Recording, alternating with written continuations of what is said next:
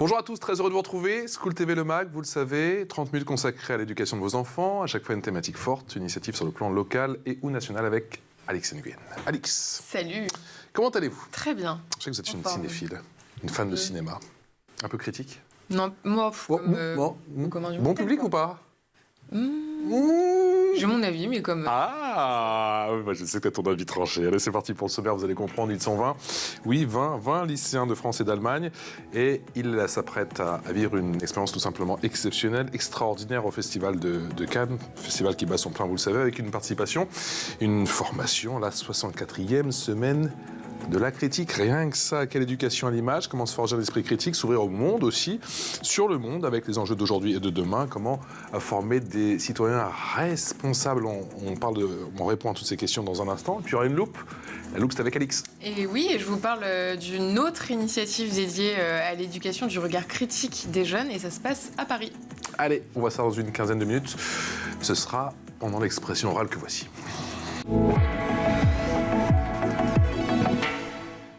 Bonjour Florence Wittenberg. Bonjour. Très heureux de vous accueillir. Merci. Surtout que vous prenez, je sais, le train dans quelques minutes. Absolument. Les valises sont prêtes. Direction Cannes. Alors je précise, bien sûr, vous êtes la chef du bureau de communication à l'OFAGE. L'OFAGE, je sais quoi, pour ceux qui ne savent pas. L'Office franco-allemand pour la jeunesse, et c'est une institution franco-allemande qui a été créée en 1963. D'accord. Voilà, avec l'objectif que les jeunesses de France et d'Allemagne apprennent à se connaître, plus jamais se faire la guerre. Encore un peu plus aujourd'hui qu'il y a encore quelques années. C'est-à-dire que les enjeux ont changé. On n'a plus les mêmes jeunesses, évidemment. L'inimitié n'est plus aussi importante qu'au sortir de la guerre. N'empêche qu'on a vu, par exemple, relativement récemment, pendant le Covid, il y a eu des relents avec les fermetures de frontières et des espèces d'expressions qui sont revenues sur le devant de la scène. Si on ne fait pas attention, ça revient vite. On trouve, on en est persuadé. Bon, l'OFAGE qui mène de bon nombre d'actions, dont celle qui nous intéresse forcément aujourd'hui. Et vous disiez effectivement que la valise était prête. Cette semaine de la critique à Cannes, ce festival, bien sûr, c'est magnifique. Et c'est 20 jeunes qui vont vivre une expérience extraordinaire. Racontez-nous. Alors, on a la chance de faire ça depuis 20 ans et de faire vivre chaque année à 20 lycéens, donc 10 Allemands et 10 Français, une expérience d'une petite semaine dans le cadre de la semaine de la critique, donc cette section parallèle, où ils découvrent des films, donc sélectionnés pour la semaine de la critique. Ils vont travailler, en fait. Ah, absolument. Ils vont aussi travailler. J'espère qu'ils vont prendre du plaisir. Oui. Ils rencontrent des professionnels de l'image, des critiques, justement, qui leur expliquent ce que c'est ce métier. Voilà, et puis évidemment... Car c'est un métier. Il ne suffit pas juste de donner son avis comme ça. Tout à fait. Ça se fait en argumentant. Ça se fait pas forcément de la même façon en France et en Allemagne. Et on a des experts des deux pays qui viennent leur parler. Et puis, ils ont des ateliers aussi où ils écrivent ensemble. Donc, confronter son point de vue, s'exprimer dans la langue de l'autre pour essayer de le faire adhérer à son opinion. Enfin, tout ça, c'est un travail, mais qui se mène dans un cadre, évidemment, très agréable. On voit ces images, c'est peut-être celle, effectivement, de l'année passée. Dans un cadre, on voit effectivement le soleil au rendez-vous, le cadre très agréable de la Côte d'Azur, les festivaliers. Comment on peut y participer? Comment vous les sélectionnez? J'imagine que... Il y a quand même un paquet de monde qui veut y aller. Alors, on s'appuie sur les écoles. En fait, on est obligé de passer par les établissements. Et puis, notre politique, c'est... cette année, vous voyez, on prend des jeunes des Pays de la Loire et d'Auvergne-Rhône-Alpes. Et en Allemagne, Schleswig-Holstein, la région qui est au nord de Hambourg et la Bavière. Le nord et le sud. Et puis, les années précédentes, on a tourné. C'est donner sa chance au plus de monde possible. Sauf qu'ils sont 20 chaque année. Après, évidemment, on s'appuie aussi sur les écoles, les établissements qui proposent des spécialités cinéma ou qui ont des jeunes avec des options un peu sur l'image. Et dans quelle mesure est-ce qu'ils s'impliquent le reste de l'année? Est-ce que ça nécessite une grosse préparation en amont Alors, grosse préparation, je dirais pas, mais en tout cas, c'est vrai que les enseignants, on commence à les approcher au mois de janvier.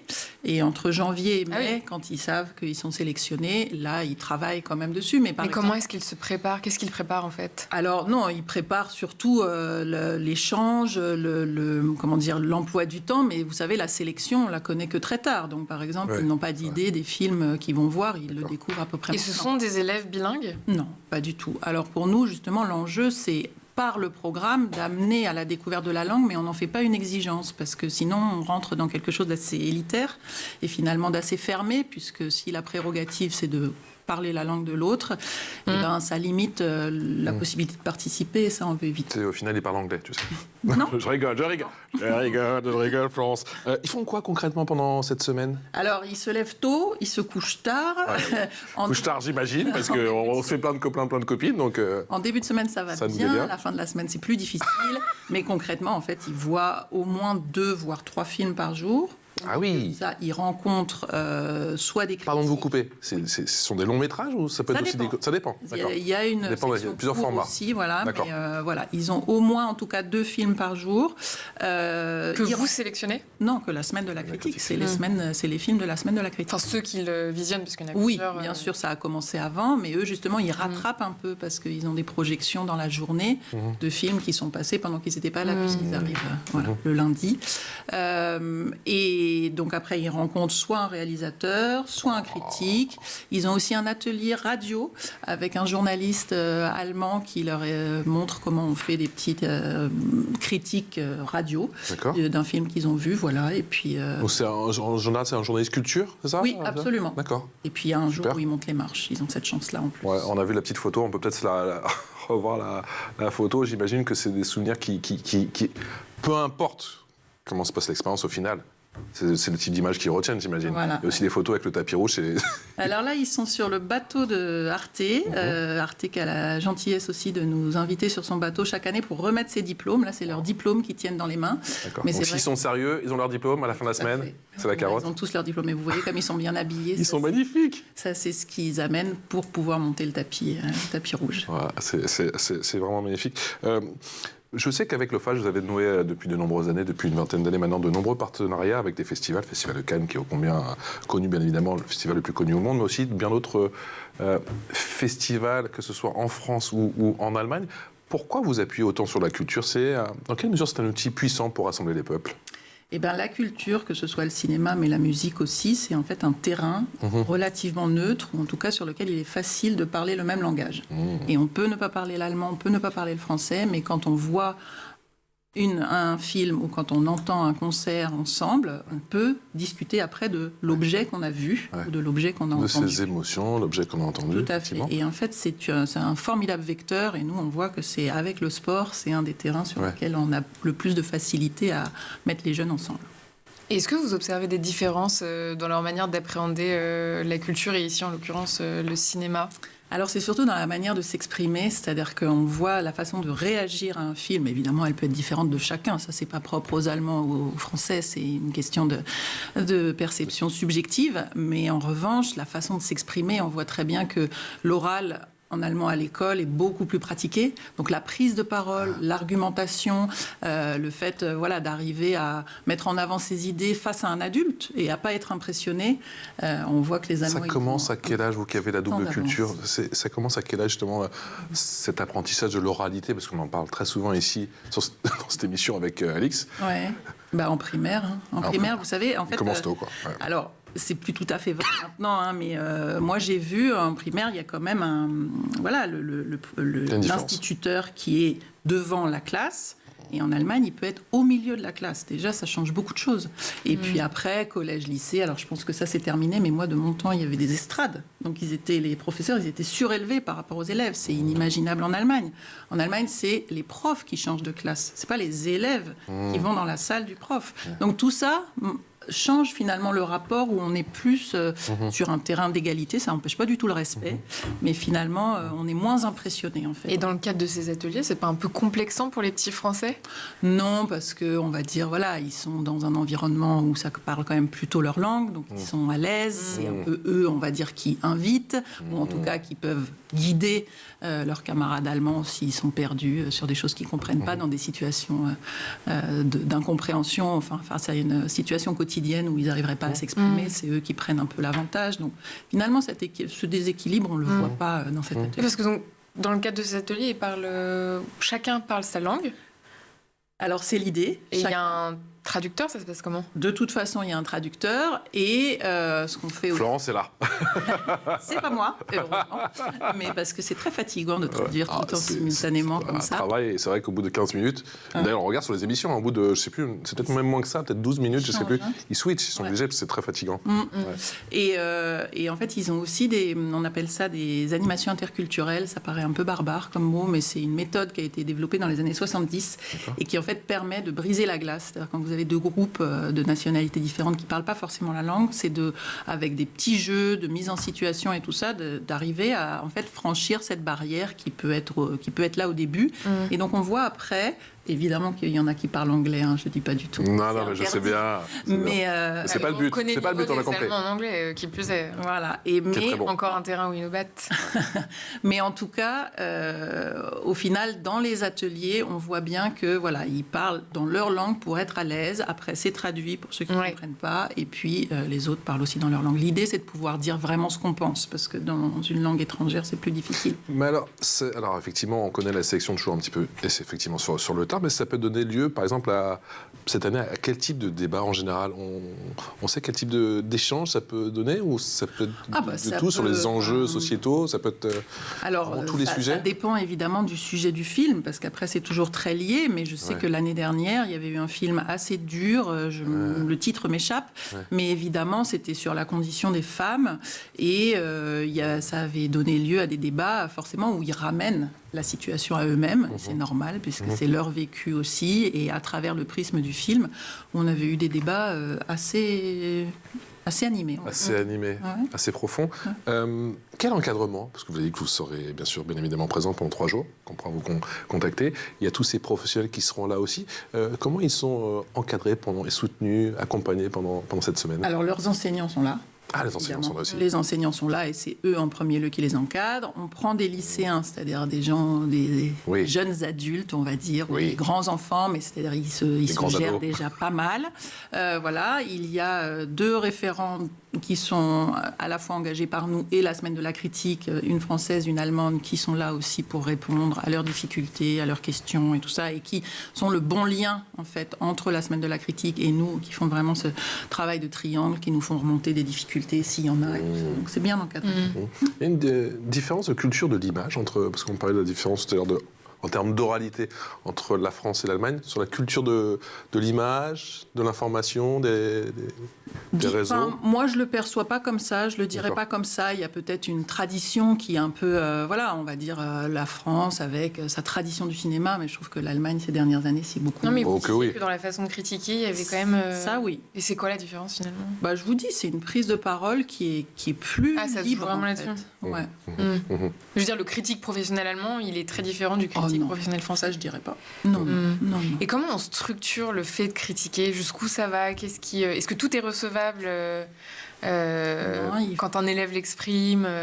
Alors, on leur laisse, c'est un cadre quand même relativement privé, on va dire, donc on les laisse s'exprimer de la façon dont ils veulent, mais le travail des critiques, c'est de leur montrer jusqu'où peut aller la subjectivité, et quand l'objectivité doit prendre le pas, et évidemment, qu'est-ce qu'on peut dire et qu'est-ce qu'on ne peut pas dire. Il y avait une critique l'année dernière qui a dit très franchement que des fois, sur des films, elle avait eu envie de dire des choses.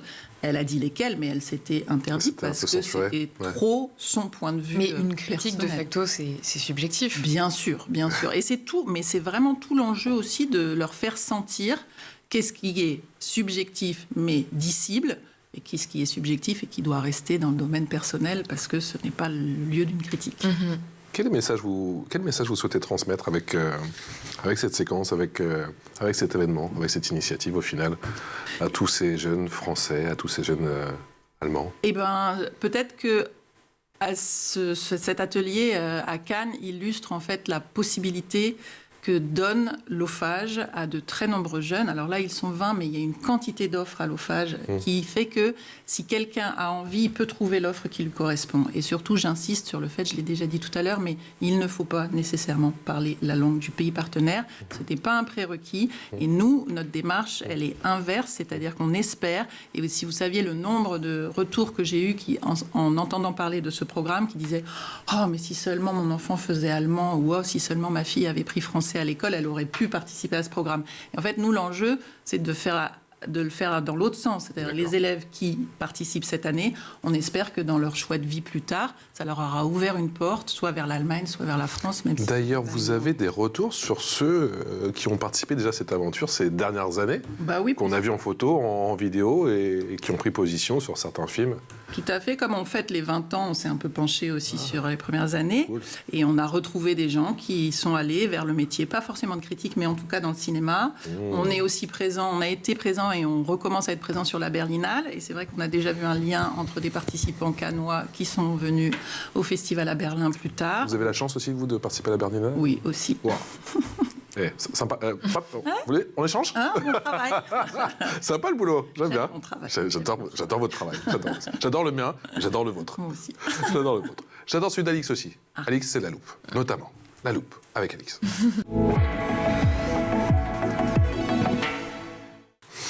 Et ce qui est bien, c'est que des fois, quand je lance la loupe... Oui, je cherche le lancement. Je cherche le lancement et je me dis, allez, plus qu'une ou deux pages à tourner. Et à un moment, je vais tomber dessus, je brode un petit peu. Alix, aujourd'hui, tu nous parles d'une autre initiative dédiée à l'éducation du regard critique des jeunes. Oui, tout à fait. Et c'est un travail de fond mené depuis plus de 15 ans par le BAL, un lieu indépendant situé dans le 18e arrondissement de Paris, entièrement dédié à l'image contemporaine. C'est à la fois un lieu d'exposition, une maison d'édition et un espace de réflexion sur les enjeux de l'image aujourd'hui. Et en son sein, le pôle pédagogique, la fabrique du regard, forme les jeunes à et par l'image en leur proposant un accompagnement sur le temps scolaire et extrascolaire de l'école primaire au lycée. Ils ont l'ambition de former des esprits dotés d'un regard critique, affûté, lucide, ne pas simplement décrypter une photo ou une vidéo, mais apprendre à se poser les bonnes questions. Qui parle, depuis quel point de vue, comment l'image a-t-elle été construite, reçue. Les jeunes sont amenés à manier concrètement l'image, à créer collectivement. Différents formats existent. Il y a par exemple pour les collégiens l'atelier Mon Journal du Monde, au cours duquel ils conçoivent un journal visuel en expérimentant toute la chaîne de production des images, de la création à la publication. À chaque fois, les participants rencontrent des artistes, des professionnels de l'image et surtout, ils prennent conscience de leur pouvoir d'agir sur le monde en tant que regardeurs et créateurs d'images. On écoute Florence Giacometti, la déléguée générale du BAL. Selon l'INSEE, à seulement 5 ans et demi, un enfant sur 2 utilise déjà un écran. À 10-15 ans, ils sont 85% à être réceptifs aux fake news, aux théories complotistes. Dans ce contexte, aiguiser le regard, aiguiser l'esprit critique, apprendre aux jeunes à lire et décrypter une image pourrait être considéré comme essentiel. C'est la mission que s'est donnée la Fabrique du Regard. Créé en 2008, le pôle pédagogique du BAL propose des programmes, plus particulièrement aux jeunes issus des quartiers politiques de la ville et réseaux d'éducation prioritaire, qui leur donnent les outils pour comprendre que toute image est une construction qui répond à des codes et qui est porteuse d'une vision du monde. Notre ambition, former des regardeurs et des regardeuses actifs et actives. Nos programmes reposent sur une pédagogie en 2 temps, voir et faire. Voir par la confrontation aux œuvres des expositions, du BAL, de films, de toute image, et faire en expérimentant soi-même, dans un projet collectif, toutes les étapes de création d'un film, d'une publication, aux côtés d'un artiste invité. Florence, responsabiliser les jeunes face à l'image, c'est aussi votre objectif à l'OFAGE ? Tout à fait. Avec ces programmes d'éducation à l'image, en fait, notre envie et notre ambition, c'est d'arriver à leur donner les clés pour décrypter ce monde qu'on leur offre. Évidemment, c'est de la fiction parfois sur les films qu'ils voient, mais ça n'empêche pas de faire écho à la réalité et évidemment, confrontés comme ils sont aux réseaux sociaux et à toutes les infos qu'ils voient passer, qui n'en sont pas toujours. Je trouve que le lien est vraiment... Il y a un enjeu aujourd'hui de société, on n'est pas le seul à le dire, mais d'arriver à leur donner les bons outils pour savoir qu'est-ce qu'ils voient et comment ils exercent leur regard critique par rapport à ce qu'ils voient. Et vous sentez qu'au sortir de cette semaine, leur regard sur ne serait-ce que le cinéma, la façon dont tout ça est conçu, change ? Alors c'est un peu frais. Au sortir de la semaine, ils sont d'abord fatigués, certains ont envie de rentrer chez eux aussi parce qu'ils sont encore jeunes, mais les retours des professeurs qu'on a plusieurs mois après, c'est-à-dire après ils finissent l'année scolaire et puis des fois ils les revoient à partir de septembre, ils trouvent qu'il y a une maturité en tout cas qui a été acquise Voilà, c'est perceptible. Comment on stimule justement ces échanges interculturels? Vous êtes un peu spécialiste à l'OFAGE, effectivement, avec différents outils et différents formats. J'ai vu que ces balades en tandem qui ont l'air incroyables. Ces promenades aussi en ballon gonflable, pourquoi pas? Je suis allé voir, j'ai travaillé. Ça, c'était pour marquer un anniversaire, mais en fait, c'est vraiment la méthode de l'interculturel, qui est un mot qui peut paraître un peu barbare. Moi, quand j'ai commencé à l'OFAGE, je me disais, mais qu'est-ce qui se cache derrière ça? Et c'est en fait de dire, quand on m'a expliqué que ce qui se cache derrière ça, c'est de dire, il ne suffit pas de mettre un Allemand et un Français ensemble dans une salle et il va se passer quelque chose. Non, pas du tout. Il faut donner la possibilité de rentrer dans les codes de l'autre. Et c'est pas simplement par la langue, mais je vais vous donner un exemple. Voilà, comprendre que dans une réunion, il y a des Allemands, ils vont vouloir avoir plutôt la fenêtre ouverte et des Français la fenêtre fermée. Ça paraît bête comme ça, mais quand on le sait, les réunions se passent beaucoup mieux, par exemple. Mais on sait pourquoi, parce que je sais qu'il n'y a pas du tout la même culture concernant les horaires. Que l'Allemand va arriver, c'est pas une caricature, l'Allemand va arriver un quart d'heure en avance à une réunion. S'il y a une réunion à 8h, il va arriver à 7h45, il aura déjà pris son café. Le Français va arriver à 8h, et il va arriver à 8h, et il va aller prendre son café. Donc on va plutôt commencer à 8h05.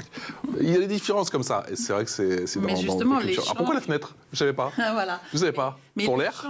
Les échanges, c'est réaliser ça et finalement l'accepter et pas être gêné par ça, parce qu'on se rend compte, en fait, l'expérience de l'échange dans un autre pays permet d'en découvrir davantage sur soi-même que sur l'autre.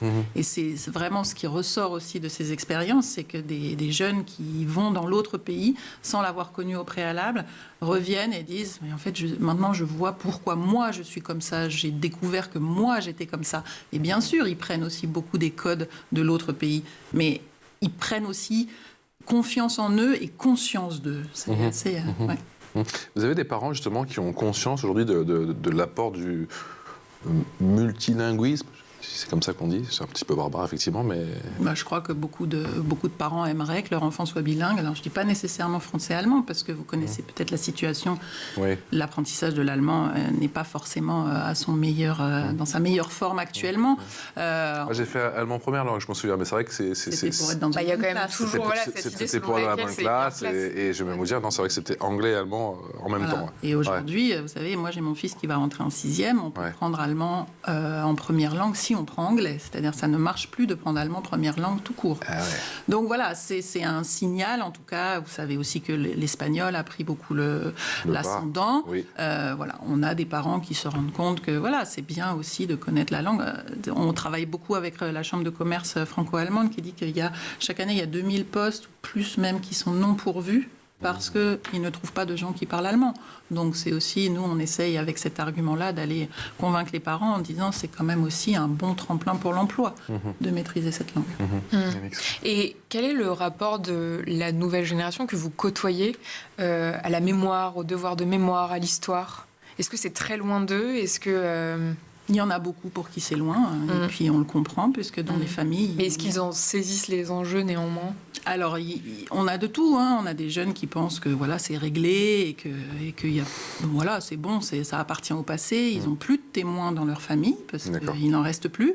Et on a par contre aussi, nous, voilà, cette envie de remettre ça en avant. L'actualité nous l'impose, pas seulement les commémorations de la fin de la Deuxième Guerre mondiale, mais aussi les guerres qu'il y a actuellement, de dire que voilà, le travail de mémoire, c'est de dire ce n'est jamais acquis, la paix n'est jamais acquise, et il faut tout le temps avoir présent à l'esprit des dangers qu'il peut y avoir à ne pas connaître l'histoire, à ne pas savoir d'où on vient et ce qui s'est passé. Surtout que parfois elle se répète.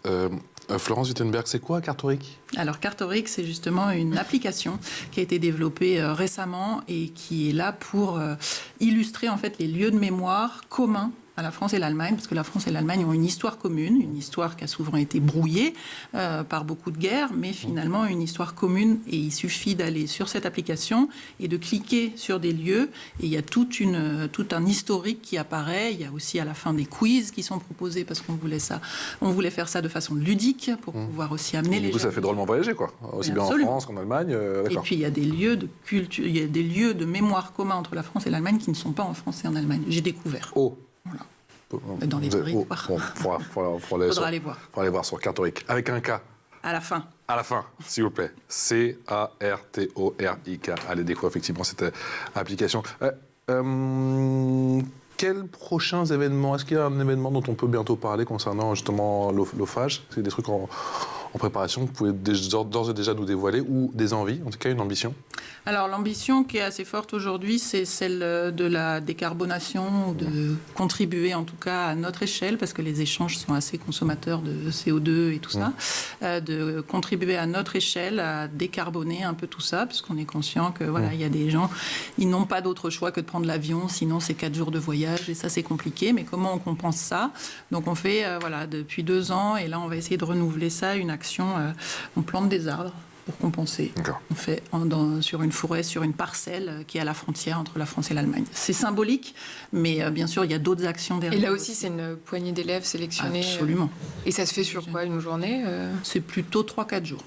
Parce que ça prend du temps de planter des arbres. Ça prend du temps. Merci infiniment, Florence. Je sais que vous devez aller prendre le train. C'est dur, je sais. Il faut aller à Cannes, c'est dur. L'avion même.